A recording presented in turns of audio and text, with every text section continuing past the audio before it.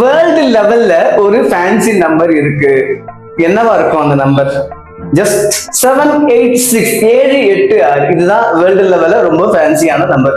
உடனே ஏதோ ரிலீஜனை பத்தி பேச போறேன்னு நினைச்சுக்க போறீங்க, அதெல்லாம் கிடையாதுங்க. சோ இந்த நம்பர் அதை விட இன்னொரு நம்பர் வந்து ஃபேன்சி ஆக போகுது. அது கூடவே அது என்னவா இருக்கும்? கண்டிப்பா அது என்ன நம்பர் நான் சொல்றேன். அதுக்கு முன்னாடி அந்த நம்பரை நமக்கு என்னென்ன பயன் ஆக போகுது நான் சொல்றேன்.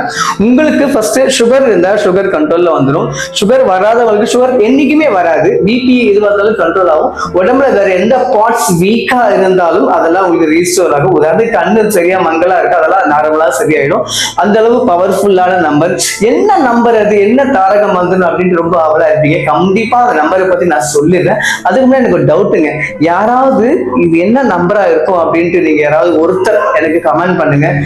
சப்போஸ் என்ன மாதிரி யாராவது நினைக்கிறாங்களா அப்படின்னு எனக்கு தெரிஞ்சுக்க ஆசையா இருக்கு. கண்டிப்பா இது என்ன நம்பர் நான் சொல்லிடுறேன், நோட் பண்ணிக்கோங்க. 716 அதாவது 786 ஃபேன்சி நம்பர். அதே மாதிரி 716 ஃபேன்சி ஆக போற நம்பர். சோ இந்த நம்பரால தான் இனிமேல் வந்து வேர்ல்டு ஃபுல்லா வந்து சுகர் வந்து கண்ட்ரோல் ஆக போகுது. அது மட்டும் இல்ல, பிபி வராது. நிறைய பிரச்சனைகளுக்கு சொல்யூஷன் இந்த நம்பர் தான். சோ இந்த நம்பரை எப்படி பயன்படுத்த போறீங்க? உடனே நினைச்சுக்க போறீங்க 716 ரூபாய்க்கு ஏதோ மெடிசனோ மாத்திரையோ இல்ல சிட்டுக்குருவி லேகியமோ ஏதோ வாங்கணும் போல இருக்கு. அதெல்லாம் எதுவுமே கிடையாது.